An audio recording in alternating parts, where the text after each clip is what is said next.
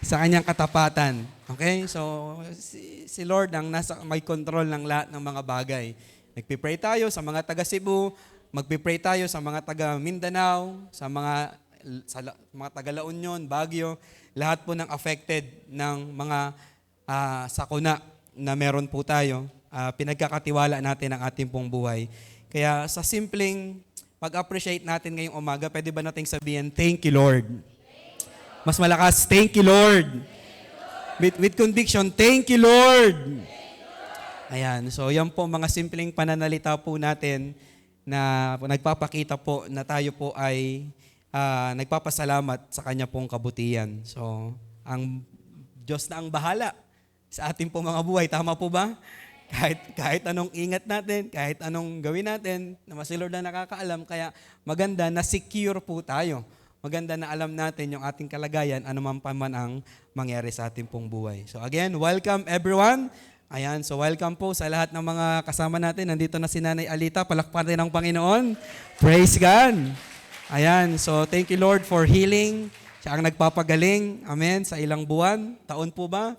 Salamat po. Muli natin nakasama si Ate Wilma. Palakpatin ng Panginoon sa kanya pong buhay.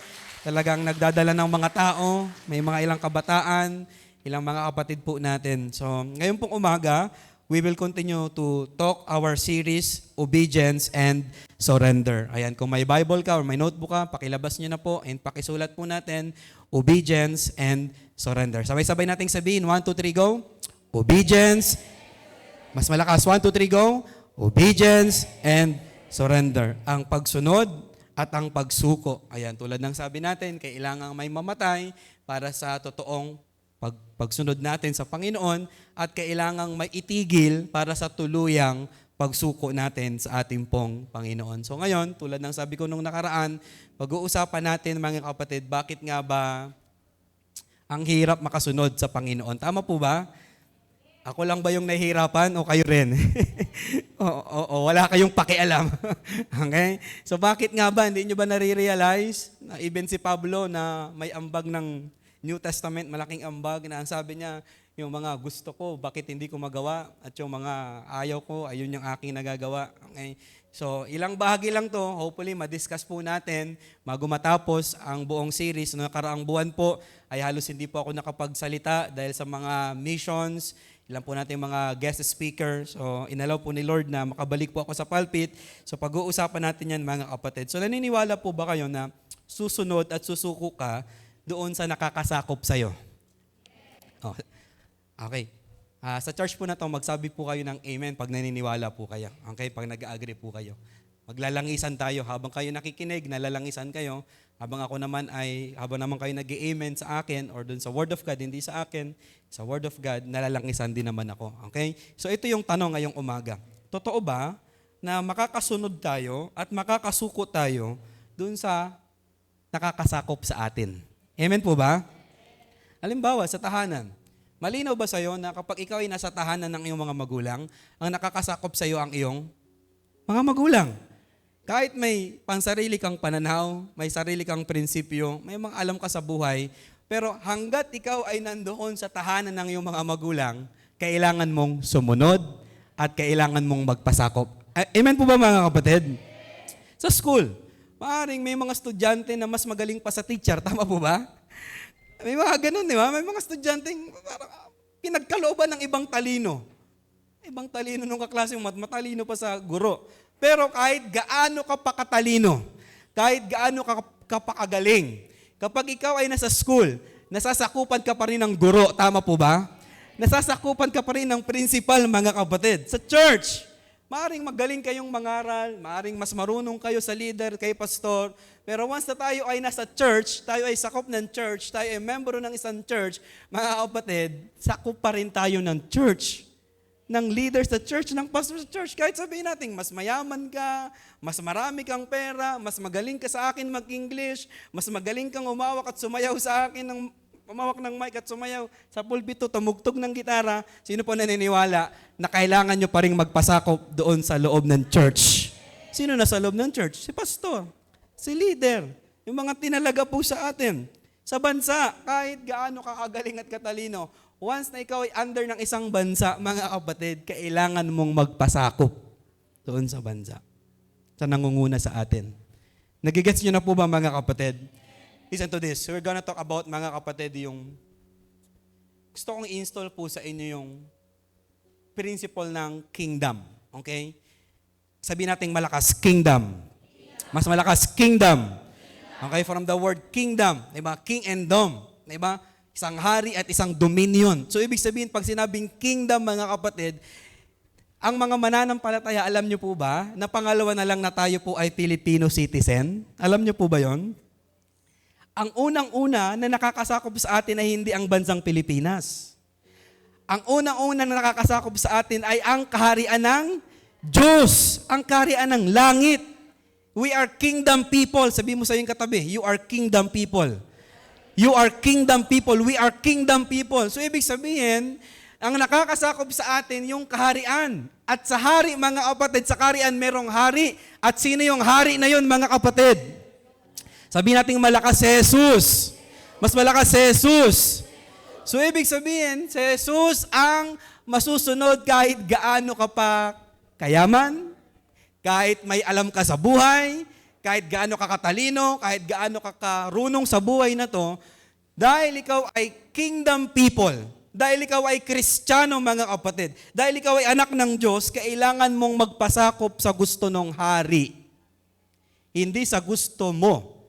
Marami sa atin, nasanay tayo, nasa democratic country tayo, sa atin, di ba? Nagwiwelga tayo, ano yung gusto natin, sarili natin, naisip natin, prinsipyo natin yung susundin natin. Mali, mga kapatid. If you are a Christian, may king kang susundin. May hari kang susundin. Magpapasakop ka sa hari, mga kapatid. Kaya sa mga unang preaching, hindi nyo ba napapansin? Sa unang preaching ng mga alagad, even si Jesus, ang unang mga sigaw nila, magsisi na kayo at talikuran ng mga kasalanan sapagkat malapit nang dumating ang kaharian ng Diyos, ang kaharian ng langit, mga kapatid. So the very first preaching, mga kapatid, ang unang mga sermon ay ini-emphasize nila ang kaharian ng langit. Even ibang mga scripture na gusto kong ipakita po sa inyo, mga kapatid, tingnan nyo lang to.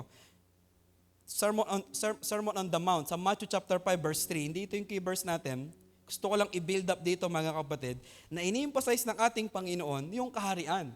Kasi gusto niyang ipakita, dapat mag-operate ang mga anak ng Diyos sa prinsipyo ng kaharian. Sa prinsipyo ng hari. Matthew chapter 5, verse 3, mapalad ang mga taong walang inaasahan kundi ang Diyos sapagkat kabilang sila sa kaharian ng langit, kaharian ng Diyos. Kung titignan natin, mga kapatid, ang Sermon of the Mount, unang mga preaching niya ni Jesus. Diba? So, unang-una, sa Matthew chapter 5, verse 3, mapalad daw, mga kapatid, yung wala ng ibang inaasahan. Bakit? Kundi ang Diyos, sapagkat kabilang sila saan daw po? Kaharian ng langit. Or Matthew chapter 18, verse 3. Tandaan ninyo, kapag hindi kayo nagbago at naging katulad ng mga bata, hindi kayo makakapasok saan daw? Kaharian ng langit. Lahat ng mga unang mga preaching, lahat ng mga talinhaga, laging nagsasabi, ganito, hinahalin tulad ang kaharian ng langit. So anong meron dyan, mga kapatid? Matthew chapter 6, verse 33, alam nating lahat, sabay-sabay. Ngunit higit sa lahat, ay bigyang halaga ninyo ang kaharian ng Diyos at ang pamumuhay ng ayon saan? Sa kanyang kalooban at ibibigay niya sa inyo ang lahat ng mga bagay na ito. Bigyang halaga daw po ang alin, mga kapatid? Kaharian ng Diyos or kaharian ng langit. Magkapares lang po yan, mga kapatid. Sa John chapter 3, verse 5, tingnan niyo po ulit. Sumagot naman si Jesus, tandaan mo ang sinasabi kong ito. Malibang ang isang tao ay ipanganak sa pamamagitan ng tubig at ng spirito, hindi daw siya makakapasok saan? Kaharian ng Diyos. So, ini-emphasize ni Jesus, ini-emphasize ng scripture, mga kapatid, na dapat nating malaman that we are in the kingdom of God. Tayo ay under ng kaharian ng langit, batas ng langit, prinsipyo ng langit, mga kapatid. So, ibig sabihin, kung ang iyong isip, ang iyong pananaw ay under pa rin ng prinsipyo ng batas ng mundo, batas mo sarili mo, prinsipyo ng sarili mo, you're missing the whole point, mga kapatid. So, ang sabi ng John chapter 3 verse 5, kung ating babalikan, papasimplihin natin, hindi ka daw magiging o hindi ka maliligtas, hindi ka pa talaga born again pag hindi ka ipinanganak sa tubig at ipinanganak sa Espiritu. At pag hindi ka pinanganak sa tubig at sa Espiritu, mga kapatid, hindi ka raw makakapasok saan? Kaharian ng Diyos. So ito yung principle, mga kapatid. So we need to be born again. Hindi yung pagpasok dito. Hindi ito yon, mga kapatid. Hindi yung pagpalakpak. Kailangan tayong born again, mga kapatid. So kailan, pastor, ako naging citizen of heaven nung ikaw ay naging born again? Pastor, kailan ako naging born again? Nung ikaw ay tumanggap at kinilala mo ang Panginoon sa iyong buhay bilang sariling Panginoon at tagapagligtas. Yung ibig sabihin nung ipinanganak sa tubig, yun yung ibig pagsunod po yun, mga kapatid. Pangalo na lang yung word na bautismo. Ibig sabihin, pag ikaw ay pinanganak sa tubig, ibig sabihin, you are obeying Jesus through water baptism. Public obedience. Pagpapakita ng public display that meron na akong bagong pananampalataya, ako ay susunod sa Panginoon. So unless ikaw ay ma-born again, hindi ka makakapasok sa kaharian ng Diyos. So ngayon, mga kapatid, tanong, sino po ang mga born again ngayon pong umaga? Parang yung katabi mo hindi pa sure yan. Okay? Again, sino po ang born again ngayon pong umaga? Hindi yung dito ka, ha? Hindi yung may pumapalak pa ka, hindi po. Ibig sabihin yung malinaw sa'yo na si Jesus ang iyong Panginoon at ikaw ay sumusunod sa Kanya, mga kapatid. So ibig sabihin, kung nagsabi ka ng amen, you are in the kingdom of God. Ikaw ay nasa kaharian ng langit, mga kapatid. At kung ikaw ay nasa kaharian ng langit, mga kapatid, sinong susundin? Sarili mo yung hari. Kaya mga kapatid, bagaman parang minsan magtataka tayo, ano ang susundin? Halimbawa, ng quarantine, mga kapatid. Ang sabi ng batas ng tao, wag muna kayong mag-gathering, di ba? Wag muna kayong magsama-sama. Ang conviction naman galing sa hari, di ba? Ituloy niyo yung pagsisimba. So ngayon magtatanong tayo, sinong susundin? Palagay niyo, mga kapatid. Parang di na kayo makasagot. Kaya pag nagtatalo, mga kapatid, yung dalawang principle, babalik tayo, mga kapatid, kanino ba tayo under? Sino ba yung unang nakakasakop sa atin, mga kapatid? So ngayon, na-realize ko, habang ito pinag-aaralan ko po, kaya maraming ayaw sumunod at ayaw sumuko, mga kapatid. Dalawang bagay. Una, hindi pa talaga born again. Pag hindi pa born again, hindi ka kasama sa kaharian ng Diyos. At pag hindi ka kasama sa kaharian ng Diyos, mga kapatid, hindi ka nga susunod.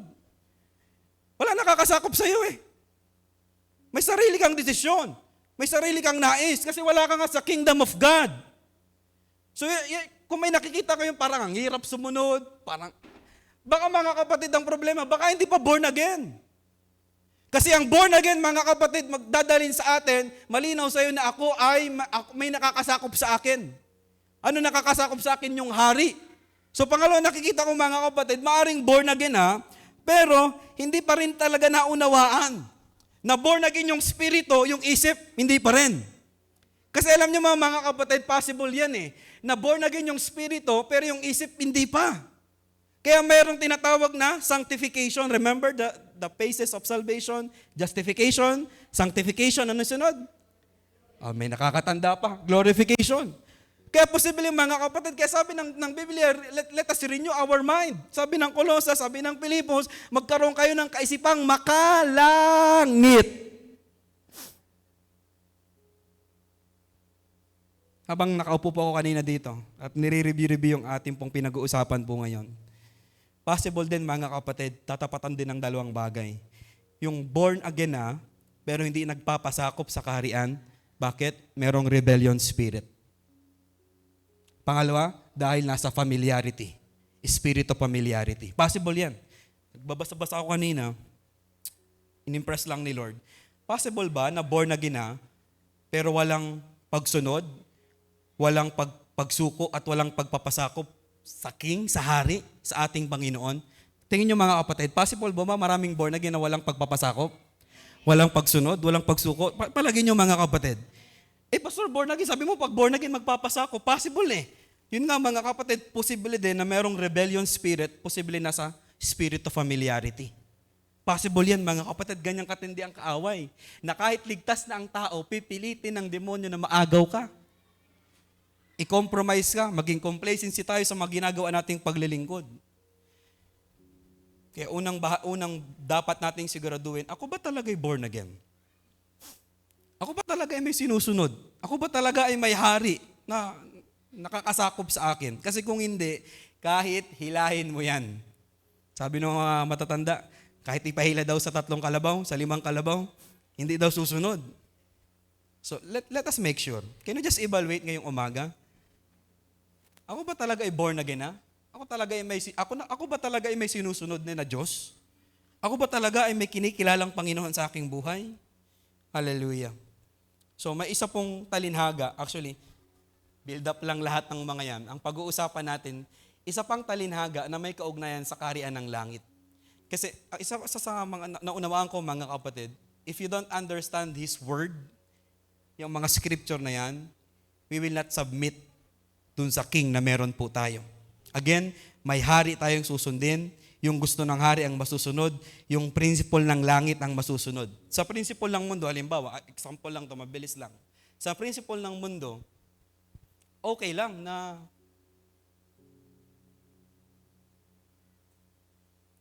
maglaro sa relationship. Walang pakialamang marami sa mundo. Pag tiningnan mo yung principle ng langit, readiness ang piniprepare ni Lord. Kasi niyo mga kapatid, sa principle ng mundo mga kapatid, pagmamalaki ang pinopromote. Sa principle ng langit mga kapatid, ang nais ng Lord, yung mga nagpapakababa daw ang itinataas. Sa mundo natin ngayon, kailangan dapat nakataas tayo. Tingnan niyo po ibang-ibang mga kapatid, kaya we need to understand yung salita ng ating pong Panginoon para maunawaan natin yung ginagawa nating pagsuko at pagsunod sa ating Panginoon. So kung lalagyan ko to ng title, Kingdom of God Submitting to His Word. Kingdom of God Submitting to His Word. Ang kaharian ng langit at ang pag-submit, ang pagsuko, ang pagsunod, ang pagpapasakop sa Kanya pong mga salita. Hallelujah. Again, you will not submit, you will not obey, and you will not surrender. Yung buhay na meron tayo, malayo sa salita ng ating pong Panginoon. Kaya, sa buhay natin, hindi nyo lang alam at hindi nyo lang napapansin, lahat ng mga inuugali natin, lahat ng galaw natin, yan po ay nakasubmit sa salita ng Diyos. Hindi mo lang namamalayan. Yung pagrespeto mo sa mga magulang, alam niyo po ba na ang pundasyon niya ay nasa Efeso chapter 6? Nandiyan kayo mga kapatid? Yung pagrespeto sa elders ng church, sa mga leaders ng church, yan po ay biblical principle. So ngayon, pag hindi tayo driven ng ilang mga or ng salita ng ating pong Panginoon, magkakaroon tayo ng problema. Sa mundo, okay lang na hindi magpatawad. Pero when you check the Word of God, mga kapatid, sabi ni Peter, ilang beses ko bang papatawarin? 7 ulit po ba? Sa Jewish mga kapatid, 3 lang. Si Pedro medyo magaling eh. Okay? Dinoble niya, pinasobrahan pa niya ng 1. Ginawa niya ng 7. Sa Jewish, 3 lang, okay na yon.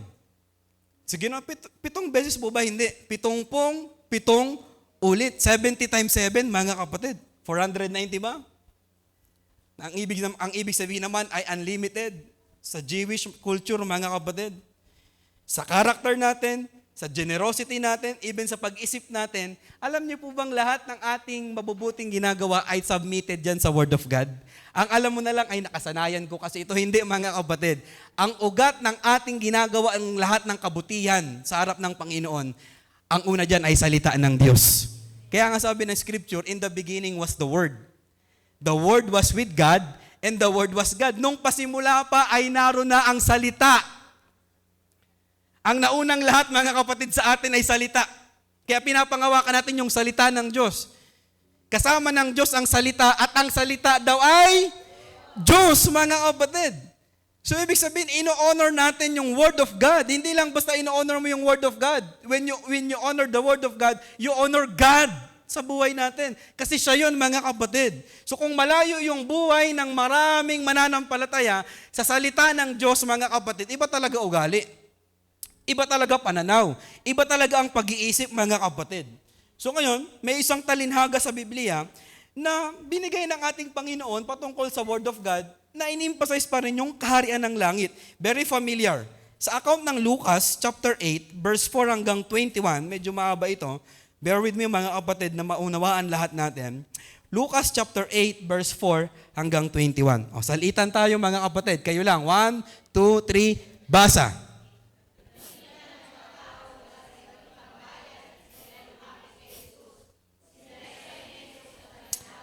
O, ako lang po. Isang magsasaka ang pumunta sa bukid upang maggasik. Sa kanyang paghasik, may binihing nalaglag saan? Sa daan. Tandaan niyo po yan. Natapakan ng mga tao at tinuka ng mga ibon. Verse 6, may bini namang nalaglag sa batuan at tumubo, ngunit agad na natuyo dahil sa kakulangan ng tubig. Verse 7, may nalaglag naman sa may damuhang matinik. At nang lumago ang mga damo, sinakal nito ang mga bining tumubo roon. Meron namang bining nalaglag sa matabang lupa. Ito'y sumibol, lumago at namunga ng tigi 100. Tigi ilan daw po? At pagkatapos sinabi niya ng malakas, makinig ang may pandinig. Verse 9, kayo lang. 1, 2, 3, basa. Verse 10, sumagot si Jesus, ipinagkaloob sa inyo na maunawaan ng hiwaga tungkol saan daw po mga kapatid? Mas malakas tungkol saan? Mas malakas pa po tungkol saan daw? Pinresent ni Lord yung talinhaga. At alam ko, hindi na tayo bago dito, yung talinaga ay patungkol saan? Sa Word. Okay? Sa Word of God. At yung Word of God, mga kapatid, konektado saan? Kaharian ng Diyos. So, ibig sabihin, yung Word of God ay hindi galing sa author, yung 40 plus author. No. Hindi galing dun sa nagsulat, hindi kay Mateo, kay Lucas, kay John, hindi mga kapatid. Yung Word of God, mga kapatid, galing mismo yan sa Diyos. Kaya ang author ng 66 books, mga kapatid, ay hindi po yung sina Moses, hindi po si Mateo, hindi mga kapatid. Alam niyo ba ang author ng buong Biblia ay ang banal na Espiritu? At ang banal na Espiritu ay Diyos. So, dinidiscuss na yung Word of God ay kaharian ng Diyos. At tayo ay nag-ooperate sa kaharian ng Diyos. O, verse ano na po tayo mga kapatid? Verse 10 or verse 11. O, tapusin ko lang yung verse 10. Sumagot si Jesus, ipinagkaloob sa inyo na maunawaan ng mga hiwaga tungkol sa kaharian ng Diyos, ngunit sa iba'y sa umagitan ng talinhaga. Nang sa gayon, tumingin man sila tumingin, hindi sila makakita, at makinig man sila, hindi sila makakaunawa. So sa ating mga mananampalataya, mga anak ng Diyos, binigyan tayo ng pangunawa sa kaharian ng langit kasi kabilang tayo doon. So ang kagandahan kay Lord, lahat halos sa mga talinaga iniwan na walang paliwanag. Pero magtataka kayo dito, ito pong parable of the sower, itong parable of the word of God, binigyan po ng paliwanag. Verse 11, kayo lang, 1, 2, 3, basa. Okay, so malinaw na lahat mga kapatid. Ito pong parable ay patungkol sa Word of God. At yung Word of God, mga kapatid, ay kaharian ng Diyos. So sa kaharian ng Diyos, mga kapatid, hindi siya option na may Word of God. Tandaan nyo, sa kaharian ng Diyos, matik na may Word of God. Tandaan nyo yan, mga kapatid. Hindi dahil option lang, no. Sa kaharian ng Diyos, may salita ng Diyos. Okay? Ang mga bining nalaglag sa tabi ng daan ay ang mga taong nakikinig. Dumating ang dyablo at inalis nito ang salita mula sa puso ng mga nakikinig upang hindi sila manalig at maligtas. So sino po ang unang kalaban ng Word of God? Okay, tandaan po ninyo. Sunod po mga kapatid. Kayo lang. 1, 2, 3, basa.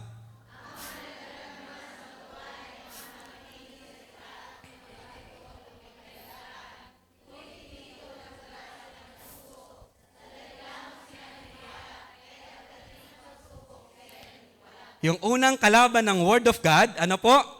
Siyang dyablo. Dito sa binasa natin, tingin nyo lang. Bigyan ko kayo ng pagkakataon na magawa ng outline points. Okay? Sa number 2, na sa batuhan, ano ang kalaban ng Word of God dyan? Okay? Pagsubok, okay, tingnan natin. Sunod po mga kapatid. Verse ano na po tayo? 14. Ang mga nahasik naman, pang ilan na to? Pangatlo. sa may matitinik na damuhan ay ang mga nakikinig sa salita ng Diyos, ngunit nang tumagal, nadaig sila ng mga alalahanin sa buhay at ng pagkahumaling sa kayamanan at sa kalayawan. Dahil dito, hindi nahihinog ang kanilang mga bunga. Sa madaling salita, may bunga. Pero, hindi lang nahinog. Yung isa, listen, tingin lahat dito. Yung una, hindi talaga tumubo. Naagaw nino? Nung Diablo. Yung pangalawa, mga kapatid, kahit papaano, tumubo siya, mga kapatid. Yun nga lang, nadaig kulang sa dilig, mga kapatid, ng mga pagsubok. Itong mga pangatlo, parang okay, nagamit, nagkaroon ng bunga. Yun nga lang, na-offeran ng promotion. Yun nga lang, na-operan mga kapatid ng sasakyan. Na-opera ng ibang bansa. May bunga. Ano pong kalaban? Okay. So, sa preaching, talagang dalawang ano to, ano? Sa isang bato, dalawang ibon ang tinatamaan natin. So, sa preaching, papasimplihin natin. So, salansanin natin mga kapatid. Kung titingnan natin dyan, mga kapatid, merong 3 kalaban. 3 S lang ilista po ninyo. Okay? Merong Satan, merong shallow or being shallow, and pangatlo mga kapatid, sin. Okay, explain ko yan sa inyo mamaya. Satan, 3 lang. Shallow, hindi kayo makalimot. Sin. Ulitin ko po. Satan, shallow, and sin. Diretso ko po mga kapatid. Verse 15. Ito na po, pang-4. Ang mga nasik naman sa matabang lupa ay ang mga nakikinig ng salita ng Diyos at nag-iingat nito sa kanilang pusong tapat at malinis. At sila'y namumunga dahil sa pagtsatsaga. So ibig sabihin, hindi lang basta matabang lupa. Para bang sinasabi natin ay matabang lupa kasi hindi, may ginawa. Okay? So mamaya, madidetail po natin yan mga kapatid. Then kala ko tapos na. Kayo ba pag nagbasa niyan, kala nyo tapos na? Pero nung binasa ko yung 16, magkakasama pala sila. Hindi pala sila magkahiwalay na kwento. Walang taong nagsisindi ng ilaw, pagkatapos ay tinatakloban ng banga, o kaya'y tinatago sa ilalim ng higaan. Sa halip, inilalagay iyon sa talagang patungan upang magkaroon ng liwanag para sa mga pumapasok sa bahay. Okay? 17. Sabay-sabay. 1, 2, 3. Basa. Walang natatago na hindi malalantad at walang lihim na di mabubunyag. Verse 18. Kung bakit ko sinabing magkakaparehas yan, magkakasama. Kaya't pagbuti ninyo ang inyong... Saan kaya makikinig mga kapatid? Yung unang parable patungkol saan? Salita. So ibig sabihin, itong sunod na parable, magkadugsong. Kaya't pagbuti ninyo ang inyong pakikinig, sapagkat ang meron ay bibigyan pa. Ngunit ang wala ay alisan, pati ang inakala niyang nasa kanya. Kala ko tapos na. Pagbasa ko, tinuloy ko ng verse 19, magkasama pa pala sila. Eh, di nagde-discuss. Sabi ng scripture, dumating ang ina at mga kapatid ni Jesus. Ngunit hindi sila makalapit sa kanya dahil sa dami ng tao.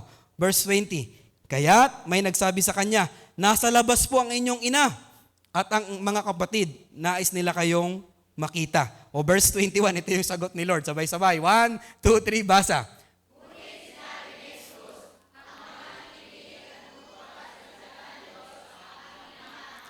So, magkakaugnay ba mga kapatid? Simula doon sa parable of the sower, yung parable ng ilaw, at para ito mga kapatid, yung senaryo na sinusundo na siya. Gaano niya in-emphasize mga kapatid na, para bang sinasabi, bahala sila dyan.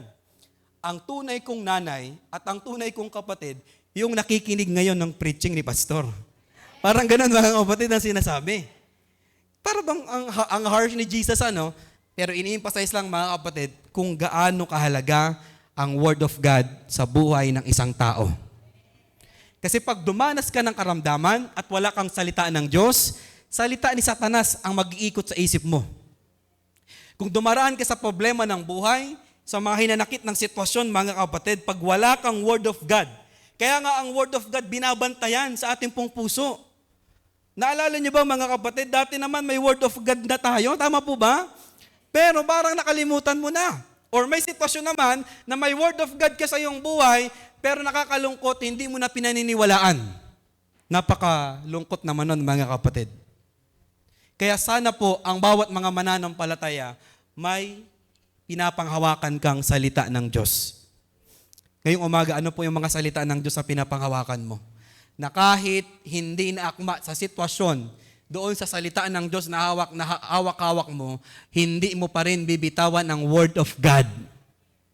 Mga kapatid, ganito po kahalaga ang salita ng ating pong Panginoon.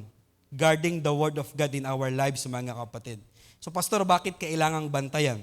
Simple lang, dahil may nangunguha. Sabi mo sa iyong katabi, dahil may nangunguha. At intentional pa, mga kapatid. So, I want to emphasize, the Word of God must be planted sa ating pong buhay. Again, bakit natin pinag-uusapan? We are in the kingdom of heaven. We are in the kingdom of God. At sa kaharian ng langit, mga kapatid, hindi po optional ang Word of God. Talagang kasama sa pananaw, batas, prinsipol ng langit na dapat ang mga tagalangit ay may Word of God. It must be intentional. Possible ba na tumubo kahit hindi naman intentional na tinanim? Palagay ninyo. Farmers. Mga nanay, mga magulang, yung mga nagtanim sa elementary, yung mga nagtanim-tanim tayo.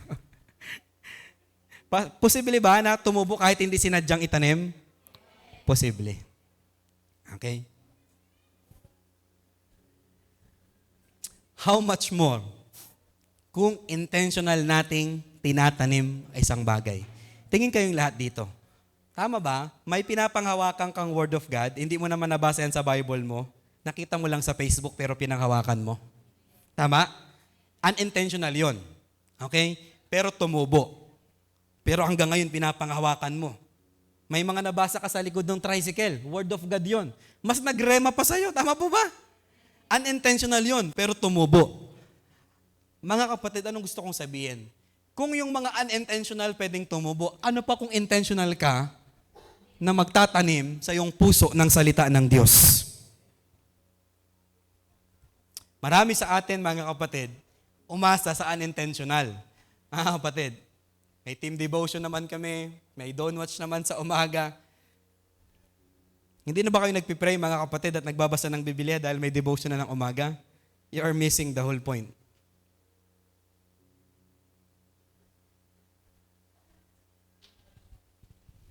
Hindi na ako magbabasa ng Biblia dahil nakasimba naman ako. Halimbawa ngayon, salamat sa Panginoon, nakasimba ako. Pang isang buwan na ito. Okay? Salamat sa Panginoon. Talagang hinihimay-himay ni Pastor. May pang isang buwan na ako.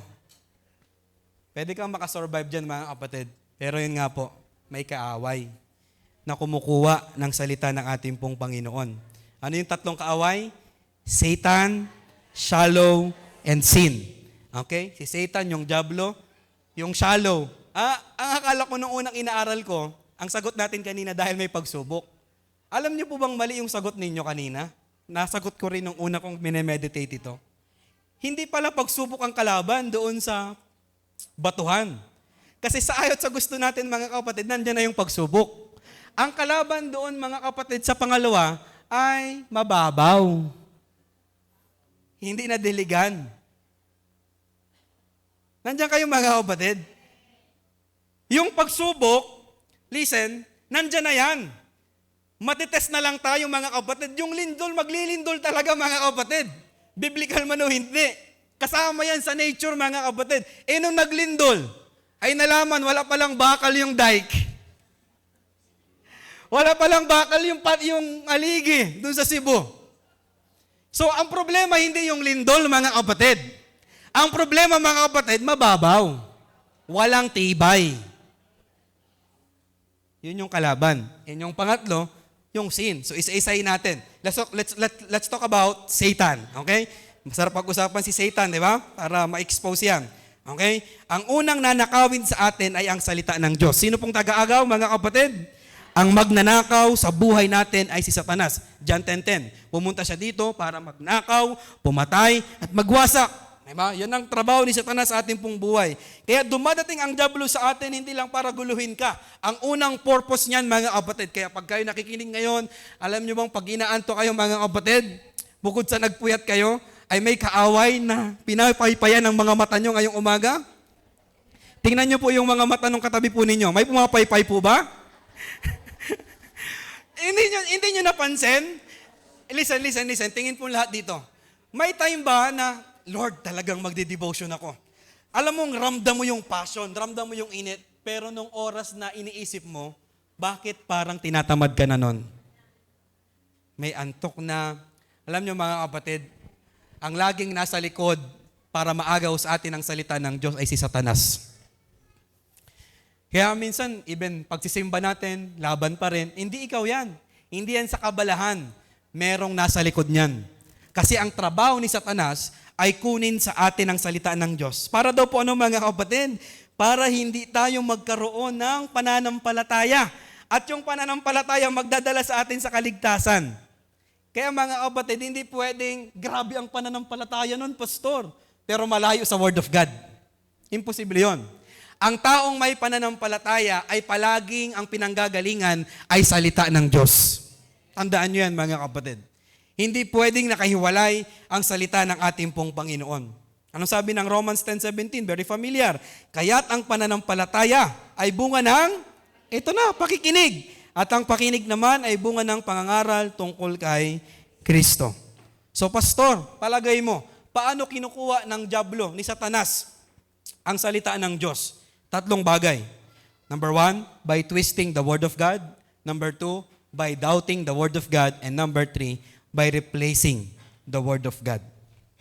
Kaya sabi sa Genesis, mga kapatid, magiging katulad pa nga kayo ng Diyos. Yan na, twisted na yan.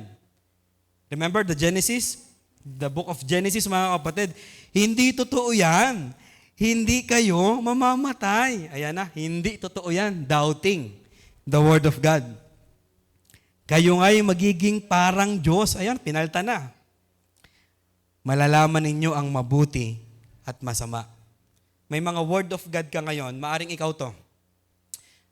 May word of God ka, pero hindi na malakas ang dating sa'yo. Sa ulang mo yung verse, alam mo yung scripture, pero duda ka na ito'y totoo. Possible yan, mga kapatid. At ang pinakamalungkot yung sinabi ko kanina, may word of God ka, pero decided ka na hindi mo pinaniniwalaan yung word of God. Possible yan. Hindi ikaw yan. Merong diablo na nasa likod na pilit aagawin ang salita ng Diyos para itwist, para pagdudahin ka, para palitan. Ang sabi ni Satan, nung nag-ayuno si Jesus, kung ikaw ang anak ng Diyos, duda na to kung ikaw ang anak ng Diyos, sino po naniniwala na si Kristo po ay anak ng Diyos? Nasa ay Diyos? O, dito pinagdududa di ba? Yung topic natin kagabi, na maraming nagsasabi na siya'y tao lang, galing pala kay Satanas yan, mga kapatid. Kung ikaw ang anak ng Diyos, gawin mo ngang tinapay ang batong ito. Tingnan niyo po mga kapatid, at tinitwist, pinagdududa, pinapalitan mga kapatid. Ano pong sabi ni Jesus? Hindi lamang sa tinapay na bubuhay ang tao, kundi sa bawat salita na lumalabas sa bibig ng Diyos. Alam niyo po ba mga kapatid, quoted yan from Old Testament? Yung sinabi ni Jesus na hindi lamang nabubuhay ang tao sa tinapay, kundi sa bawat salitang mga lumalabas sa bibig ng ating pong Panginoon. Hindi yan galing lang sa Kanya. Sinabi yan sa Old Testament, mga kapatid. Kinote yan from the Old Testament. Si Jesus nag-quote ng Biblia, ng Scripture from the Bible, mga kapatid. Pag tayo po ay walang salita ng Diyos, pag sinabi ng kapaligid natin, ang dumi mo naman, makasalanan ka. Ikaw walang salita ng Diyos, oo nga. Dalawa tayo, wag na tayo magsimba. O ayan na. Halimbawa, inahulog ka sa pagkakasala Nalasing ka, halimbawa, dumating yung padala ni Satanas. Oh, born again ka, di ba? Hindi ka talaga born again. Marumi kang tao. Wag ka na magsimba. Pag wala kang word of God, oo nga, sama na lang ako sa'yo. Ayun, nagpakalasing na 3 linggo. Pasin nyo mga kapatid, ganon ang kaaway. Kapag nangihina tayo, huwag ka nang dumalo. Hindi ka anak ng Diyos, hindi ka righteous, pero pag tinig mo ang Bible, you are righteous. Hindi ka magtatagumpay, bumagsak ka sa isang subject, hindi mo na kaya yan. Oh, maniniwala ka kung wala kang Word of God, pero pag may Word of God, I am more than conqueror. We are victorious, we are victory in Jesus' name. Pangalan ng church natin. Galing Biblia yan, mga kapatid. So, kaya napakadelikado. Kaya yung ating response, mga kapatid, sa ating nararanasan, ay depende kung paano mo pinapanghawakan ang salita ng Diyos. Ano pong ginagawa ni Satanas para palta ng salita ng Diyos? Business. Ministry. Naniniwala kayo? Ministry. School. Family. Even personal goal and personal priorities natin sa buhay. So evaluate ourselves. Baka napapalitan na ng ministry, ng priority, ng pangarap mo sa buhay, yung dapat ay number 1 sa kaharian ng langit, ang salita ng Diyos. Kaya pag may bagong nakikinig ngayon, gagamit si Satanas ng mga tsismosang kapitbahay, born again ka na pala. Pumapalakpak-palakpak ka na pala. Ngayon magdududa ka, nga no, ba't ako'y napalakpak? Nagabingo ako pag Sabado. Nagamadyong ako ng Sabado, tapos ako, ba't ako kayo nasimba? Yan na. Nakita niyo mga kapatid? Lagi siyang nagpapadala para pagdudaan yung pasimula mong ginagawa para sa Diyos. Pag hindi mo nabantayan, ay hindi na nga. Hindi pala ako born again. Ayoko na palang magsimba doon kasi hindi ko naman pagtagumpayan ito eh. Delikado mga kapatid. Kaya gaano kahalaga ang salita ng Diyos, to the point, intentional si Satan na kunin ito sa puso natin.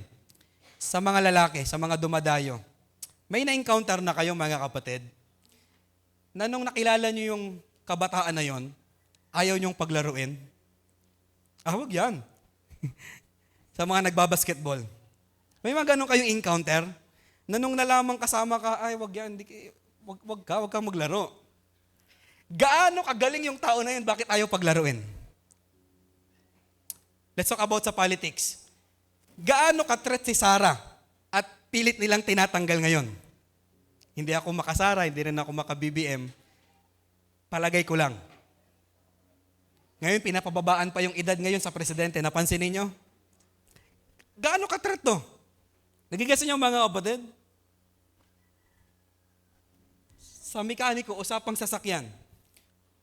Pag nagbebenta ng sasakyan, may encounter po ako sa Facebook na ayaw nilang isama yung mekaniko na yon pag titingin at i-check yung sasakyan. Bakit kaya? May alam yun, magaling yun mga kapatid. Ba't ayaw mong isama? Sabi nung na-encounter ko, pag yan kasama, hindi tayo magkakasundo, huwag mong isama yan. Ibig sabihin, threat yun. So ngayon, listen. Gaano kahalaga ang salita ng Diyos, bakit intentional si Satanas na pati ministry pwede niyang gamitin para tanggalin ka sa salita ng Diyos? Na minsan, naisip natin, hindi, pangalaw na lang ang ministry. Halimbawa, sa mga nagme-ministry, una talaga ang pag-aaral. Dumating na kayo sa ganyan? Number 1 talaga ang pag-aaral kasi gusto ni Lord ako ay magtagumpay sa buhay. Hindi na muna ako magme-ministry. Pag wala kang Word of God, pwede tayong madaya. May kausap pa ba ako mga kapatid? Kaya napansin ko, kapag driven at rooted ang isang tao ng Word of God, ang hirap palungkutin ng tao na yon. Tama po ba? Hindi mo yan basta ma-isolate. Kasi alam niya na ang kagalakan ay nasa salita ng Diyos. Hindi mo ma-isolate ang isang tao pag natagpuan niya yung secret place sa Word of God. Hindi mo hindi makapag-operate yung grid sa isang tao kung natagpuan niya sa Biblia, sa salita ng Diyos, ang generosity. Hindi makapag-operate ang pride sa isang tao kung natagpuan ng tao na yon yung humility sa salita ng Diyos. So ngayon, ang bilis natin mag-respond sa mga bagay-bagay, ang bilis nating malungkot. Ang isang nakita ko mga kapatid, not to judge you, pero hindi tayo aware sa salita ng Diyos. Halimbawa, nabasa mo, Santiago chapter 1, verse 19 to 20. Mga kapatid kong minamahal, unawain ninyo ito. Tingnan nyo maging alisto kayo sa pakikinig. Maingat sa pagsasalita at hindi agad nagagalit. Galit na galit ka ng mga panahon na ito. Pero driven ka ng Philip Santiago, chapter 1. Dahil ang galit ng tao ay hindi makakatulong upang magawa kung ano ang ayon sa kalooban ng Diyos. Napansin niyo mga kapatid? Gusto mo magwala, nakita mo sa bunga ng Espiritu, kahinahunan. Nagigets niyo mga kapatid?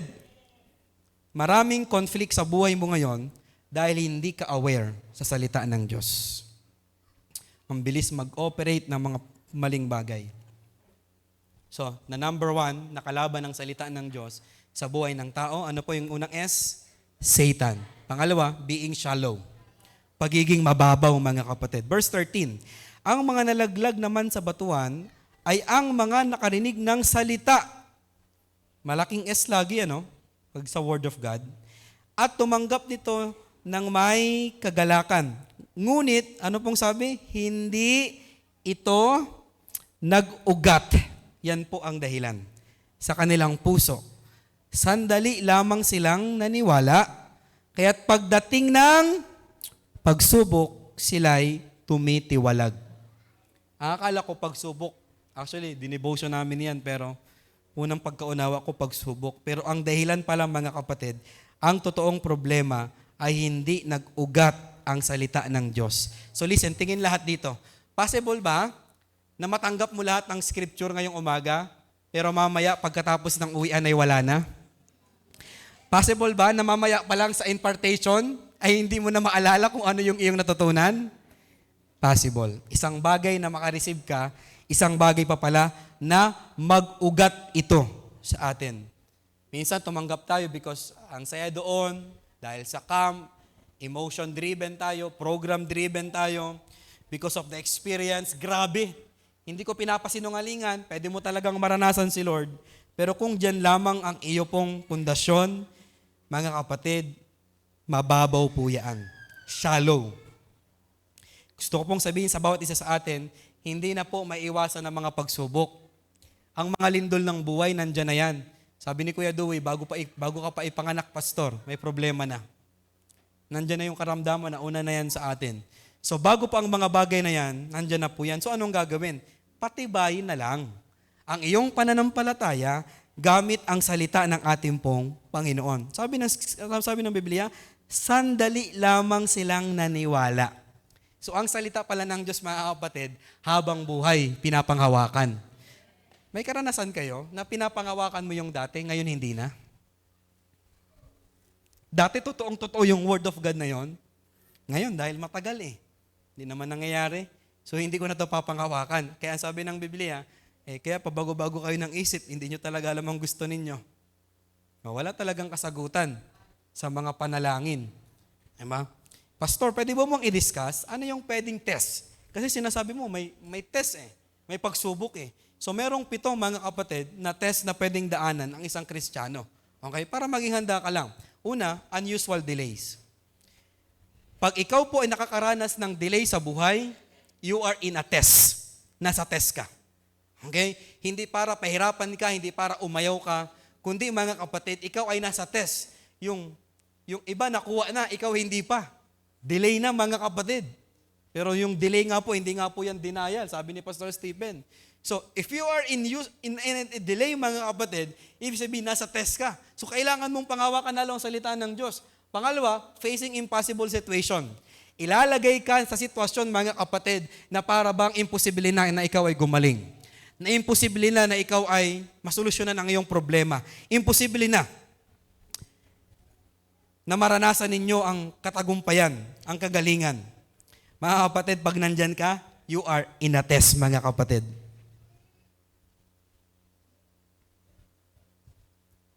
Tandaan po natin yan. Naalala nyo sina Moses? Imposible na, wala na sila, dead na Imposible na yon. Pero nasa test lang sila. Anong ginawa ni Lord? Hinati ang dagat, mga kapatid. Pangatlo, sino po nagsastruggle sa provision? Parang wala. Praise God! Walang struggle sa provision? Padaliin natin. Sino po ang walang problema sa pera? Ayan na. So pag struggle tayo sa provision, hindi yan pahirap. Nasa test ka. Na kailangan mong tumakbo sa salita ng Panginoon. Trials of suffering, just like Job. Pag dumanas ka na parang namatay na lahat, nagkasakit na lahat, asawa na lang natira, pero ano sabi po ng asawa?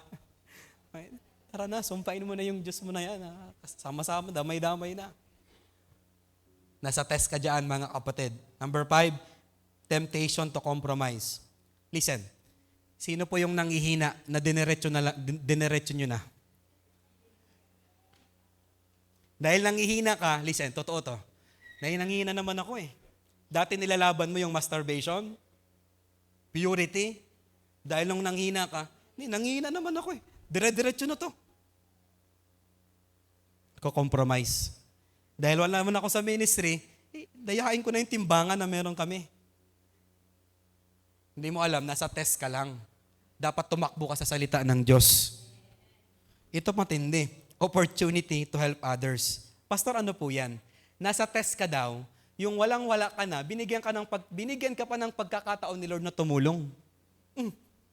Hindi mo maunawaan ng Diyos, di ba? Pag hindi ka driven ng Word of God. Yung walang-wala ka na nga, tapos bigla pang may dumating, napapag-aralin mo daw.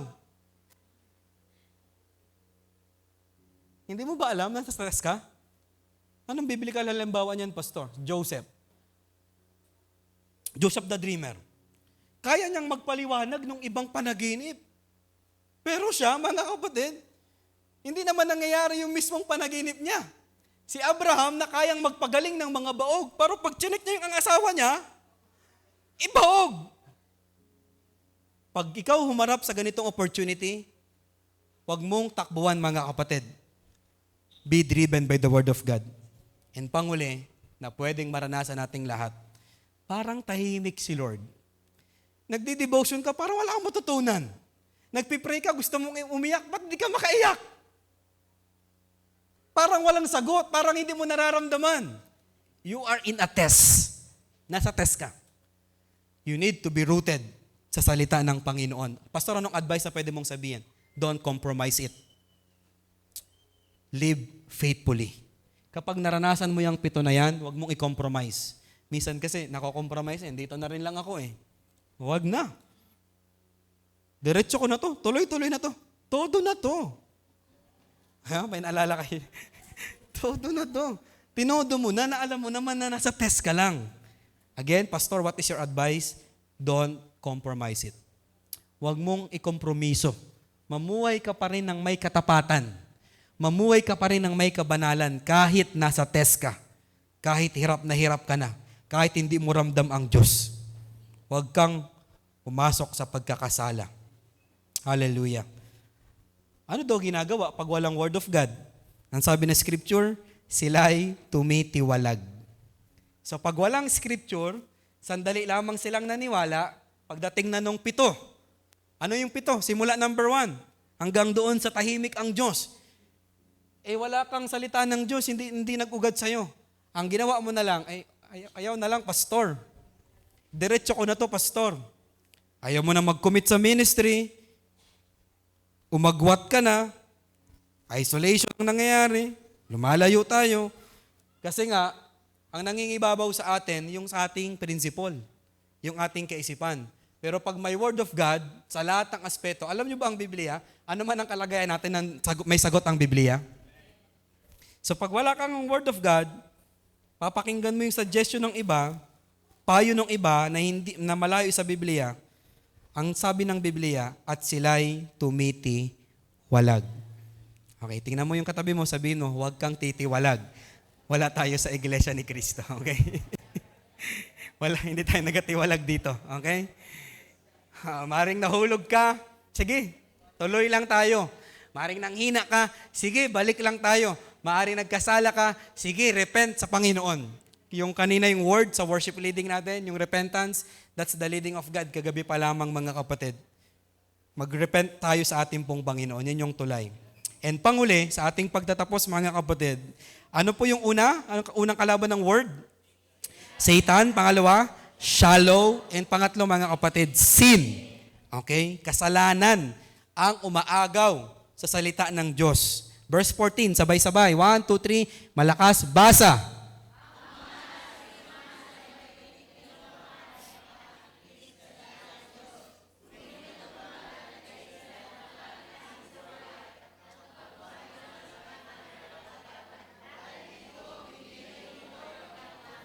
Oh, listen. Totoo ko yung magawa ng preaching.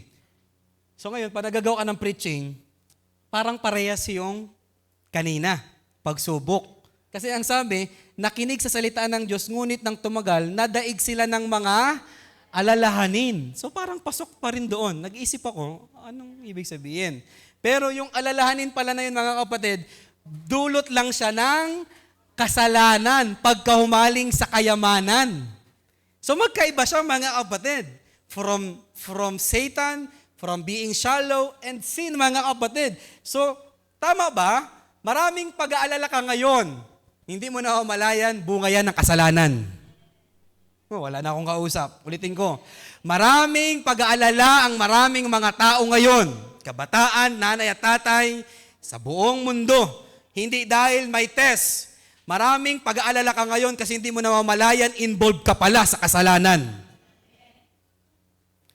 Yung pagkahumaling sa kayamanan, mga kapatid, kasalanan pala. At kalayawan.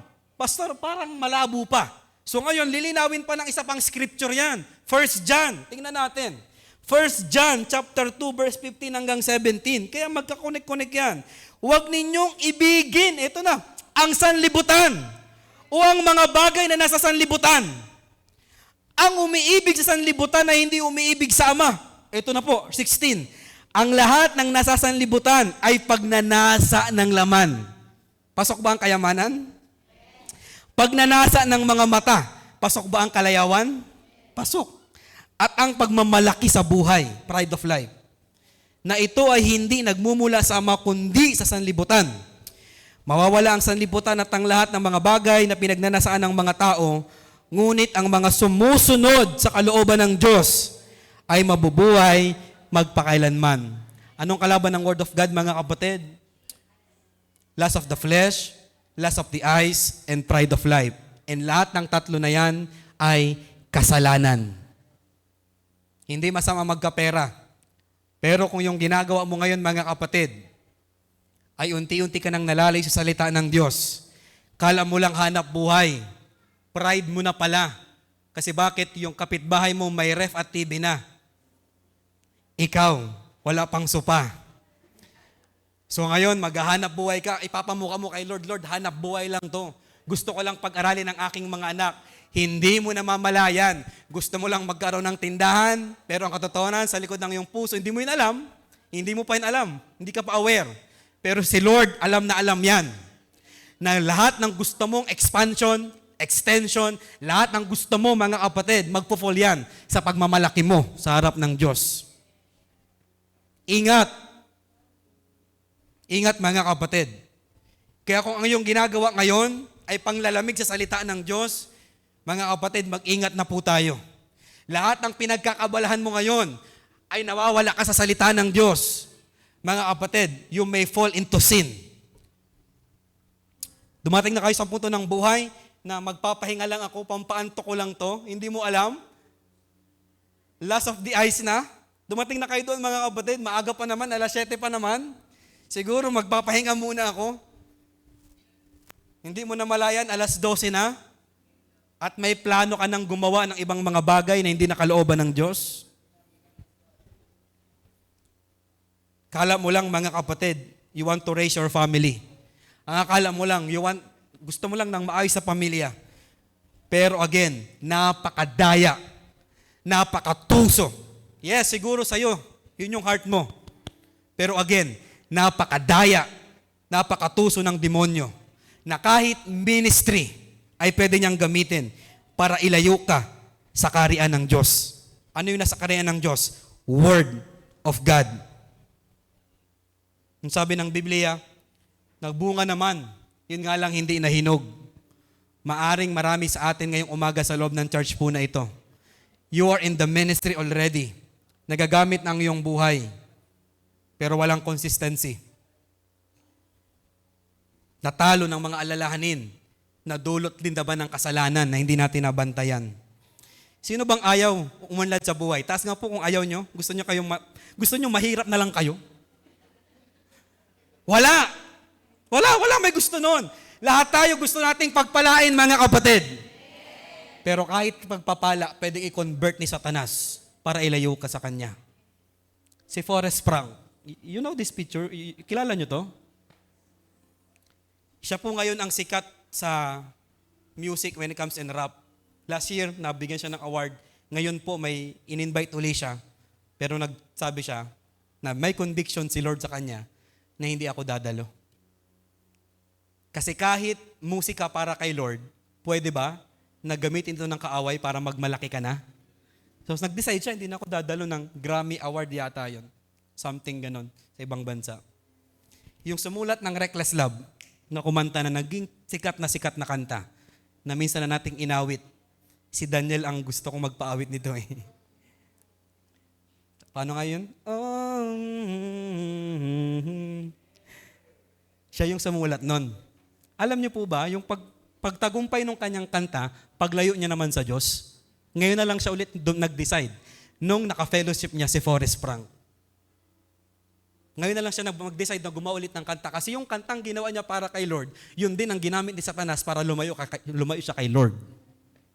So posible pala, habang nagagamit tayo, pag hindi natin nabantayan, posible pala na ilayo pa rin tayo nito sa Diyos. Pera, kasikatan, even social media, profession na meron ka, pag-expand ng business na meron tayo, lahat, pag hindi nabantayan, posible na mahulog tayo sa pakanan ng kaaway. From victory to complacency. From glory to God to glory to me. Para sa Panginoon, to para sa sarili na lamang. Buti na lang, hindi natapos 3 klase ng lupa. May matabang lupa. Ang nahasik naman sa matabang lupa ay ang mga nakikinig ng salita ng Diyos. Sino po nakikinig ng salita ng Diyos? O posible ka na maging matabang lupa, pero hindi pa doon. At, ano na po? At, nag-iingat nito. So ngayon, may mga napakinggan kayo na salita ng Diyos. Ang sunod nyong gagawin, iingatan nyo yan sa inyong puso. Panghawakan nyo talaga yan. I-present nyo kay Lord every time na nasa pagsubok kayo. Every time na hindi magandang pakiramdam, i-present ninyo yan kay Lord. Lord, ito yung word mo. Nagpo-provide ka, nagpapagaling ka, ayan yung papanghawakan mo. Sa kanilang pusong tapat at malinis. Hindi lang basta sa puso, tapat at malinis. Ano sabi ng Mateo chapter 5 verse 8? Mapalad ang may malinis na puso sapagkat makikita nila ang Diyos. At hindi lang basta na itanim at namumunga. Meron pa rin ginawa. Bakit namunga? Dahil sa pagtsatsaga. So listen to this. Summarize natin. Kung gusto mong maging matabang lupa, gusto mong magbunga ng tig-100, mga kapatid, makinig ng salita ng Diyos, ingatan sa pusong malinis, pusong tapat ang salita ng Diyos, at pagtiyagaang panghawakan ito. Isang araw, yung mga panalangin natin, mga kapatid, pwede nating lakaran dahil pinagtiyagaan natin. May mga panalangin pa po ba kayong hindi natutupad? Marami pa po. Yan ang katotohanan. At marami na rin inayawan natin. May pangako ba si Lord sa iyo na sasagana ka? Sino yung ganun naka-receive na pangako? May pangako ba si Lord na receive mo talaga sa vision, sa prayer, na ang pamilya mo ililigtas ng Panginoon? Pero ngayon, kabaliktaran pa ang nangyayari. Ingatan mo lang yung word na na-receive mo. Isulat mo pa nga, mas maganda. Sa iyong puso, maging tapat ka lang, yung puso mo pure pa rin sa Panginoon. Tapos tiyagain mo. Kahit nakikita mong nasa bisyo yung anak mo, tiyagain mong panghawakan yung niligay ni Lord sa'yo. Kahit parang ang hirap ng buhay, tiyagain mo na sinabi ni Lord, papagpalain ka niya. Minsan kasi mga kapatid, ang kulang yung tiyaga. Nako-compromise na tayo. Na dahil kapamaraanan ng mundo, yun na lang yung ginagawa natin. Sa lahat ng mga lupa dyan, alam niyo po bang pwedeng lahat natin yan maranasan? Pwedeng hindi talaga nag-penetrate, nakuha talaga agad ng ni Satanas. Pwede naman na natanim, yun nga lang mababaw. Pwede rin na nagagamit ka na. May bunga na actually, Yun nga lang, hindi ina-harvest kasi naluoy, hindi nahinog. Kung gaano katotoo yung unang tatlo sa ating pagtatapos ngayong umaga, gusto kong sabihin po sa inyo na ganun din katotoo yung matabang lupa sa buhay natin. Nais ng Diyos na maging matabang lupa ka ngayong umaga. Posible, mga kapatid, na maging matabang lupa ka kung sasadyain mo ngayon na hindi lang magsulat. Sa lahat ng aking sinabi sa almost 1 oras na yon, mga kapatid, may nakuha ka doon, dalhin mo sa iyong puso, huwag mong i-compromise, magtapat ka pa rin kahit nahihirapan ka na, mamuhay ka pa rin ng may kabanalan, kahit tipong parang ikaw na lang ang gumagawa. Ang sabi ng Biblia, mga kapatid, kahit dumating yung pagsubok, yung bagyo, yung baha, ang mga taong nakikinig ng salita ng Diyos at nagsasagawa nito, sabi din ng Lucas yan, mga kapatid, ay maayos nakatindig ang tahanan na yon. Pero yung nakinig lang at hindi nagsagawa, dumating yung hangin, dumating yung bagyo, dumating yung lindol, para daw nagtayo sa buhanginan, agad na nawasak. Mga kapatid, gusto nyong maging matibay sa pananampalataya ngayong umaga? Gusto nyo mag-operate talaga sa kingdom ni Lord? Hindi optional ang Word of God. Hindi ito pwedeng hindi, pwedeng oo. Basa ngayon, hindi na bukas. Makikinig kami ngayon, hindi na bukas.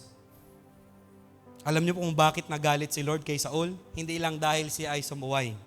Sabi ng devotion natin nung nakaraan, unang Samuel 15:22 hanggang 23, sinabi ni Samuel, akala mo ba higit na magugustuhan ni Yahweh ang handog at hain kaysa pagsunod sa Kanya? Mas mabuti ang pagsunod kay Yahweh kaysa paghandog. Tingnan nyo, at ang pakikinig ay higit na haing taba ng tupa. Ang pagsuway sa Kanya ay kasinsaman ng pangkukulam at katigasan ng ulo tulad ng pagsamba sa Diyos-Diyosan. Ito po yung nag-catch sa akin nung binalikan ko to. Sapagkat tinakwil mo ang salita ni Yahweh, itinakwil ka rin niya bilang hari. Mga kapatid, when you ignore the Word of God, you ignore God. Ang pinakang nagpatanggal bilang hari ay hindi lang siya sumunod. Yung mas malalim nun, mga kapatid, tinakwil niya ang salita ng Diyos. At ang salita ng Diyos ay sino? Diyos! Nang pasimula ay naroon na ang salita. Kasama ng Diyos ang salita at ang salita ay Diyos. When you ignore the Word of God, you ignore His presence. You ignore Jesus Himself. Kaya napakadelikado, mga kapatid. Kaya padating ng verse 18, sa Lucas, pinag-uusapan natin, pagbutihin ninyo ang inyong pakikinig, sapagkat ang meron ay bibigyan pa, ngunit ang wala ay alisin pati ang inakala niyang nasa kanya. Saan nagmumula? Pakikinig ng salita ng Diyos. Kaya minsan, kung sino yung malago, bakit lumalago pa rin? Kung sino yung parang hindi lumalago at parang patuloy sa pagbagsak. Sino yung mayaman na church, bakit parang lalong yung mayaman? Yung mahirap na church, parang lalong umihirap. Mga kapatid, nakadepende pala sa pakikinig. Ulitin ko po yung sinabi ko kanina, gaano kahalaga kay Jesus ang Word of God to the point na mas mahalaga ang Word of God kaysa sa kanyang nanay physically, kanyang mga kapatid. Ngunit sinabi ni Jesus, ang mga nakikinig at tumutupad ng salita ng Diyos, ang aking ina at mga kapatid. Sino po nakikinig ng salita ng Diyos at tumutupad? Kamag-anak mo si Lord. Yun daw yung ina at kapatid hindi kamag-anak. Kasama mo sa bloodline. So, ganito po kahalaga ang Word of God sa kingdom. Ngayon, pag may Word of God, I believe hindi po mahirap sumunod sa pastor, sa tatay, sa leader, even sa government. May nakikita pa rin kayo, mga kapatid, na yung nasa sasakyan, tapos na maghuhulog ng mga chicherya, inis na inis po ako doon. Walang Word of God yung tao na yun. Yun yung ugat. Lahat ng pangit na ugali, lahat ng conflict sa buhay natin, ang ugat niyan, mga kapatid, hindi ka aware sa principle ng Biblia. So, hindi ka nga magpapasakop. Hindi ka nga susunod. Hindi ka nga susuko. Yun pala yung dulo nun. Yun lang pala, pastor. Pinasikot-sikot mo pa. Yun lang pala yun, pastor. Bakit hindi kami makasunod? Hindi kami makasuko. Kasi bakit? Hindi kami talaga aware. Maaring may alam kami na word, pero hindi namin sinasapamuhay. Maaring patay na to sa amin, wala na tong dating sa amin. So ngayon, let's start na maging malalim, tumanggap ng salita ng ating pong Panginoon. So ngayon, I am challenging you. May kailangan kang itigil para makapagsimula ka sa Word of God. Magbawas ka ng schedule. Magbawas ka ng mga ilang activities. Even sa school, sa pinakamahalaga mo pa yan, I tell you, hindi ka mabibigo kapag inuna mo ang salita ng Diyos. Palakpakan natin ang ating pong Panginoon. So, pag-usapan natin mamaya, awit na tayo ng ating pagsamba ngayon sa ating pong Panginoon. Pero pag-usapan natin, ano yung talata sa Biblia na buhay hanggang ngayon sa'yo? Kahit hindi ko mananarinig ngayon. Ano yung talata, pag-usapan nyo mamaya sa grupo ninyo, ano yung talata sa Biblia na buhay, pinapangawakan mo kahit hindi nangyayari? Buhay na buhay sa'yo. Yun yung una. Pangalawa, ano yung salita ng Panginoon ngayong umaga na napakinggan mo, na gusto mo namang panghawakan at willing ka na panindigan kahit sa katapusan ng daigdig? Did you receive something from the Lord? May na-receive ka bang word of God today? Maaring hindi ko yun the way na aking sinabi, pero na-receive mo. That's rema from God. So ngayon, willing ka bang panghawakan ito kahit matanda ka na ay hindi pa nangyayari? That's the question. Tayong lahat po ay tumayo. Tayo po ay tapos na ngayon pong umaga. Tayo po ay mananalangin. Tayo po ay awit. We will sing hallelujah to God. Kung kaya mong itaas ang iyong mga kamay. Kung kaya mong ipikit ang iyong mga mata. Kung kaya mong sumamba, kasabay kami. Kasabay ang mga awit.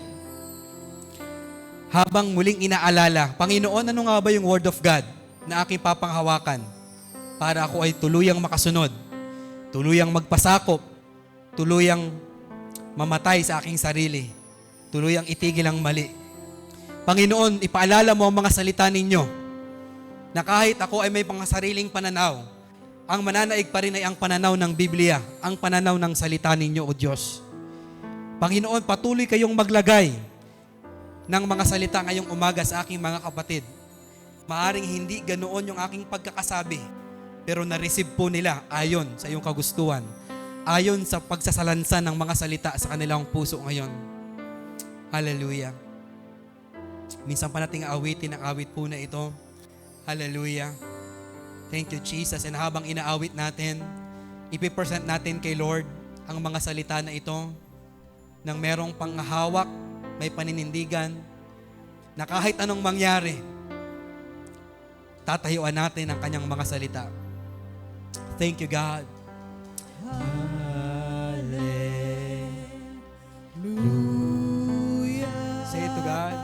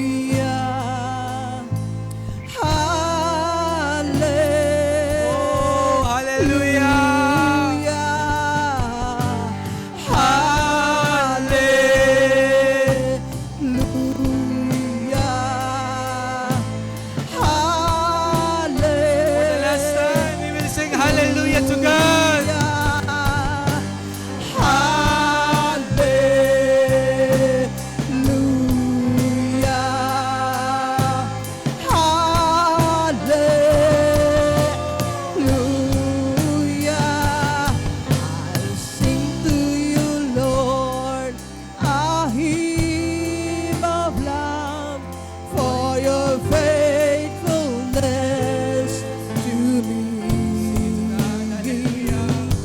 I'm carried in everlasting arms. You'll never let me go. I'll sing to you, Lord, a hymn of love for your faithfulness. Hallelujah. Sing it to Jesus.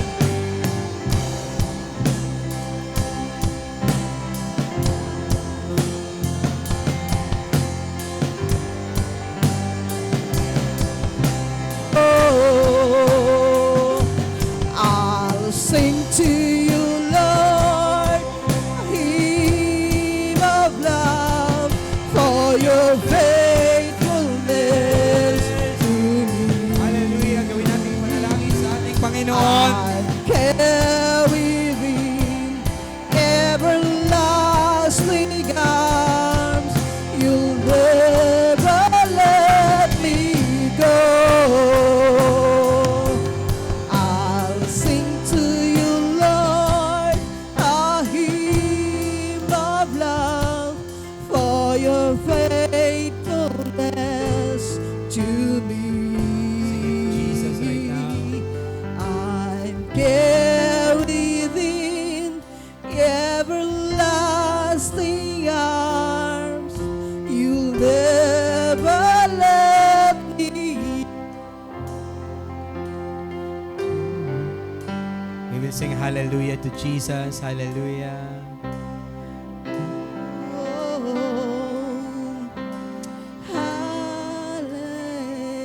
Lahat ng tinig, parinig natin sa kalangitan.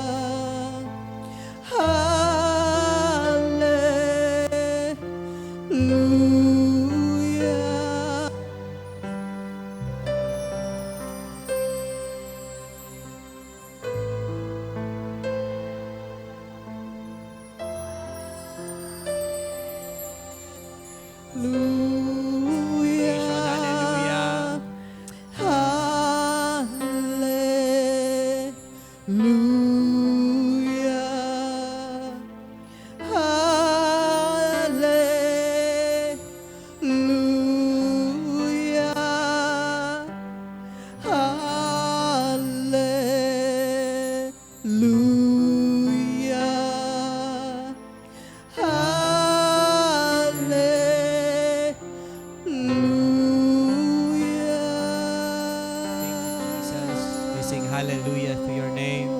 We sing hallelujah. Hallelujah, Jesus. Hallelujah.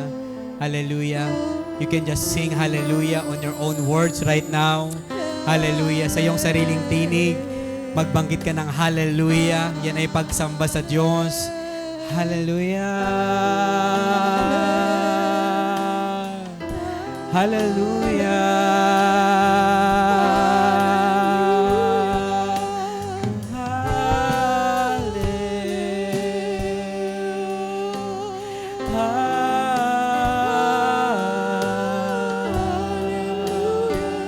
Every voice, lahat ng may tinig, if you can sing hallelujah in different hymns, different tune,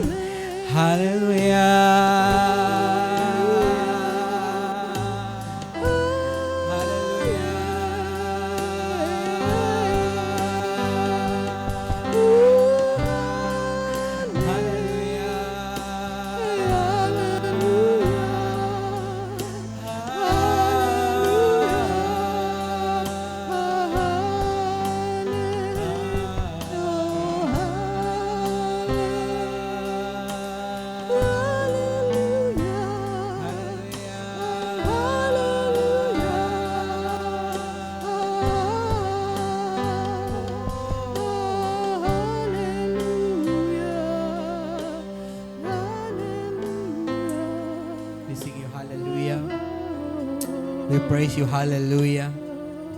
We praise you, hallelujah. Hallelujah, Jesus. Hallelujah. Hallelujah. Hallelujah. Hallelujah. Mga kapatid, hayaan po natin sa ilang minuto na maglagay ang Diyos ng kanyang mga salita sa iyong puso. When you receive the Word of God ngayong umaga, just receive it. Ingatan mo sa iyong puso. Gawin mong malinis ang iyong puso at pagtiyagaan mong panghawakan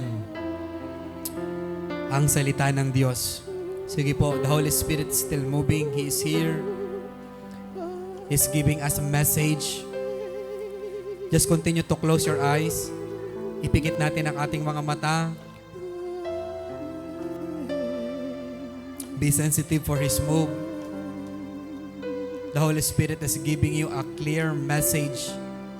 A verse from heaven. A Bible verse. May mga ipapaalala na Bible verse ang Panginoon na sinasabi niya, anak, ito yung panghawakan mo. May mga i-impress si Lord na story sa heart mo ngayon, Bible story, na ito yung papanghawakan mo sa iyong kalagayan ngayon. Hallelujah. Sige po, whatever our situation is, meron pong ipapaalala na scripture si Lord sa atin na panghawakan mo hanggang mangyari ang iyong panalangin, ang iyong kahilingan. Hallelujah. Just continue to close your eyes right now and receive His word. Receive His word. Receive His word. Hallelujah. Hallelujah. Sa mga tao po na hindi pa nakaka-receive ng word of God, just ask God right now. You can just say in your prayer, Panginoon, give me a word. Give me your word. Give me your word. Give me your word. Give me your word. Thank you, Jesus. Thank you, Holy Spirit. Sige po, someone is receiving a word right now. Continue to close your eyes and feel the presence of God. Someone is receiving a word from God right now. May mga nasa form ng instruction. May mga nasa form ng parable. May mga nasa form ng encouragement ang inyong nare-receive.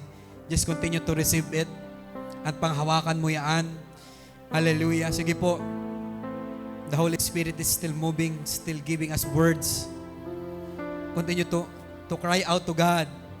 Kung na-receive mo na yung word of God, hallelujah, dalhin mo sa kanyang trono. Dalhin mo sa kanyang trono boldly. Sige po, huwag kang mahiya. Boldly. Lord, ito yung word mo. Lord, ito yung word mo. Lord, papanghawakan ko to. Lord, tatayuan ko to. Ito yung word mo sa akin 2 years ago. Lord, ito yung word mo na niremind mo sa akin ngayon. Lord, boldly, I am coming unto your throne. Lord, this is your word. Lord, this is your promise to me. Lord, this is your promise. This is your promise to my family. Lord, I will declare that your word is true. Your promises is true sa aking buhay. Sige po, someone is receiving a word right now. Hallelujah. Wag lang tayong tumayo ngayong umaga. Be desperate, asking the word of God. Dahil sa labas ng salita, wala tayong magagawa. Dahil sa labas ng salita, iba ang ugali natin. Sa labas ng kanyang salita, iba ang ating pananaw. Be desperate ngayong umaga on your altar right now. Your place today is your altar. Your seat today is your altar. Don't be shy. Come boldly to God, to His throne. Lord, this is your word. Lord, this is your word.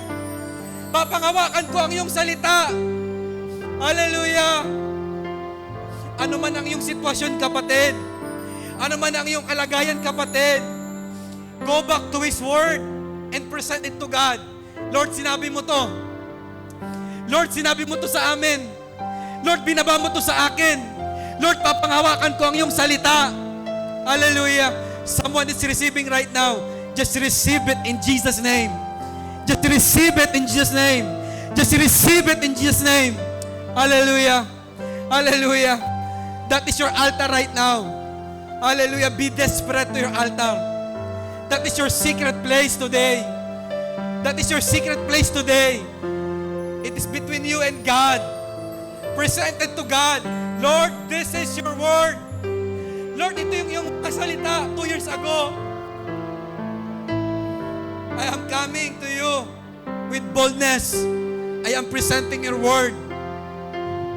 Thank you, Jesus. Thank you, Jesus.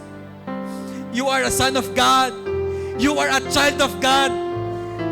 May mga kailangan po sa bawat isa sa atin ang salitang ito. Maaring ninakaw ng demonyo na hindi ka anak ng Diyos. Hallelujah. God is saying today that you are a child of God. You are a son of God. Hallelujah. God is declaring to you, huwag mong ibaba ang iyong identity dahil sa iyong kahinaan.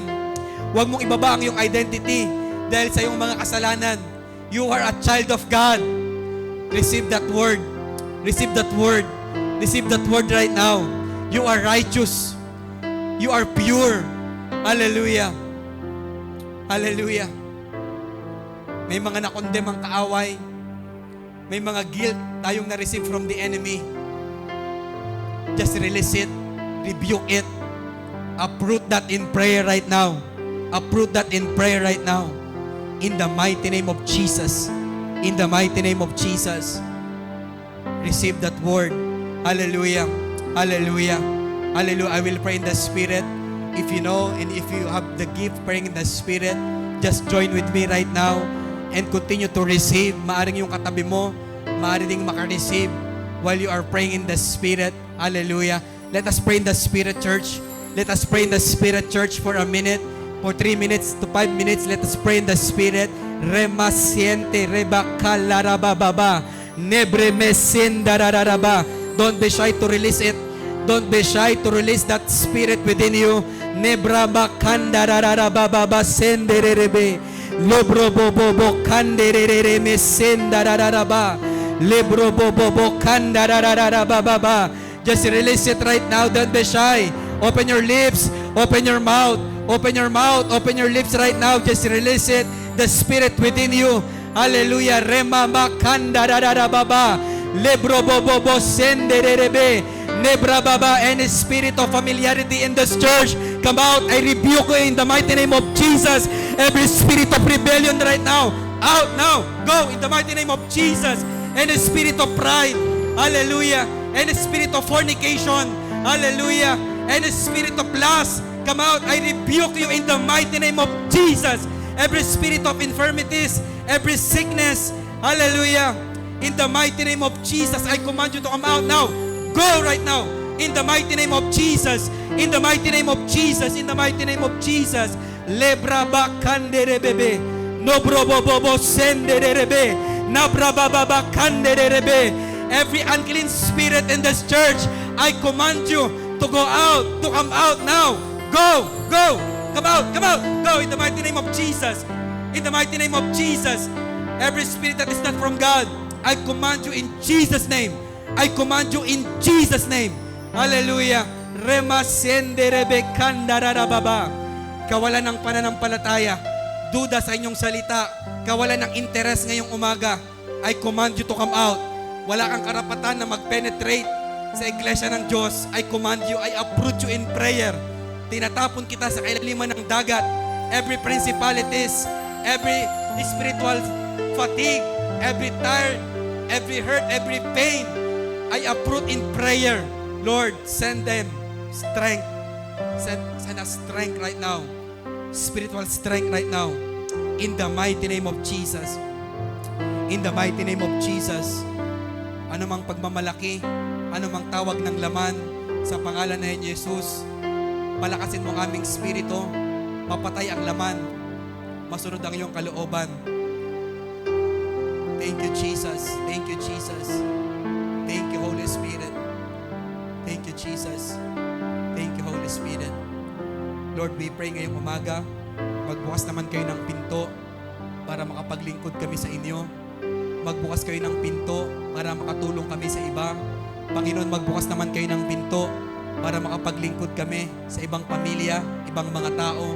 Magbukas kayo ng pinto, Panginoon, for us to be generous. Hallelujah. Lord, open doors for your favor, for your blessings. Alam ninyo ang kalagayan ng aking mga kapatid na ito, Panginoon, sa oras po na ito. Lord, buksan ninyo ang pinto para kami, O Diyos, ay muling makapaglingkod, maibigay ang aming pong mga buhay sa inyo pong harapan. Salamat po. Thank you, Jesus. Thank you, Holy Spirit. Thank you, Holy Spirit. Thank you, Holy Spirit. We appreciate you, Holy Spirit. Thank you, precious Holy Spirit. Thank you, precious Holy Spirit. Thank you for your word. Salamat sa tapang ng iyong mga salita. Salamat sa talas ng inyong mga salita, Panginoon. Na kahit tapos na ang service, we believe that you will continue to minister to each and every one of us here. Kahit Lunes, Martes, hanggang Sabado ulit, O Diyos. Mauuhaw kami sa inyong salita. Magugutom kami sa inyong salita, Panginoon. Give us interest, passion, desire to go back into your word. Thank you, Holy Spirit. Hindi lang to basta programa. Hindi lang to basta preaching.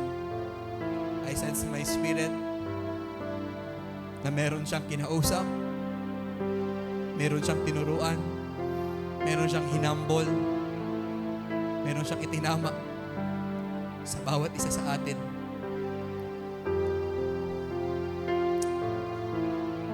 Thank you, God. Thank you, God. Thank you, Jesus. Thank you, Jesus. Thank you, Jesus. Habang nakataas po ang ating mga kamay, patuloy nating itataas sa kanyang pangalan. We will receive His benediction, His blessings, His favor. Father God, we continue to raise up our hands. This is a prophetic gesture of humility that we must be decreased and you must be increased in every area of our lives. Father God, mula dyan sa kalangitan, ang basbas po ninyo, ang pagpapala po ninyo, Panginoon, ang pag-iingat ninyo, walang anumang pag-aaway, pagtalo-talo, pagkampi-kampi, bagkus ang pagkakaisa, Panginoon. The unity, the body of Christ in this church, we will experience today and forever. Mula dyan sa kalangitan, mga kapatid, tanggapin natin ang pagpapala, tanggapin natin ang pabor, tanggapin natin ang kagalingan, ang proteksyon, ang biyaya at ang habag ng ating Panginoon. Sa Kanya lamang ang kalwalatian, ang karangalan at ang kadakilaan ay tanging sa Kanya lamang. Sa pangalan ng Ama, ng Anak, at ng Banal na Espiritu, sa pangalan po ng aming pong Panginoong Yesus. Everybody say, Amen, Amen. Bigyan natin ang pinakamalakas sa palakpak, the best clap offering. Hallelujah.